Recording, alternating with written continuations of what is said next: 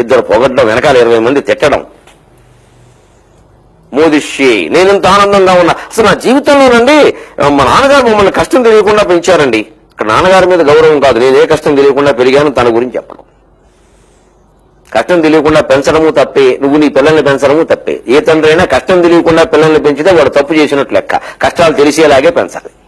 తండ్రి కోటీశ్వరుడైనా సరే పిల్లల్ని రైల్లో జనరల్ కంపార్ట్మెంట్ లో పంపించాలని నేను పంపించే చెబుతున్నా.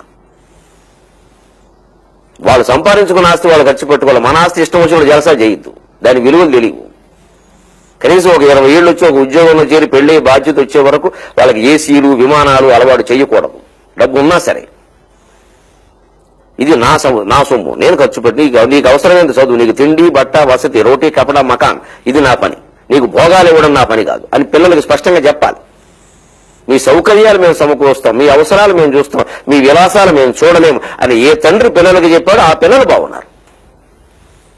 నేను మా నాన్నగారు నన్ను ఇబ్బంది కష్టం, నేను చిన్నప్పుడు చాలా కష్టపడ్డామండి, ఆ కష్టం మా పిల్లలు పడకూడదు. ఇది ఆలోచన తప్పు. పిల్లలు కష్టపడాలి. పిల్లలు దుఃఖపడకుండా చూడు, కష్టపడకుండా కాదు. దుఃఖపడకూడదు, వాళ్ళకి ఇబ్బందులు రాకూడదు. అందుకని విలాసాలు మొప్పకూడదు. అందుకే వాళ్ళు 6వ తరగతి వాళ్ళని చూసినప్పుడు దుంపతిగా కుంభకర్ణులా ఇంత పొట్ట, అప్పుడే 4 కళ్ళు. 6వ తరగతి వాడికి అంత పొట్ట ఏమిటండి అసలు? అమ్మాయిలు కూడా ఒక్కొక్కరు మధ్య మినపరొట్టెల్లో ఉన్నారు. ఎక్కడ అల్లం పెసరట్టు కనపట్ల, అన్ని మినపరొట్లే. ఎందుకని శుభ్రం కూర్చోవడం నేర్పారు బాగా వీడియో గేమ్స్. అక్కడ కూర్చోబెడతారు వాళ్ళు, ఇక్కడ కూర్చోబెడతారు వీళ్ళు. ఒంగోవడం, లేవడం, ఊడవడం, తోడవడం అంటూ కడగడం అన్ని అలవాటు చేయాలి. అమ్మాయిలకి అబ్బాయిలకు కూడా భేదం లేకుండా. ఈ గొప్పలకు పోతే ఇవన్నీ ఆసురీ సంపద.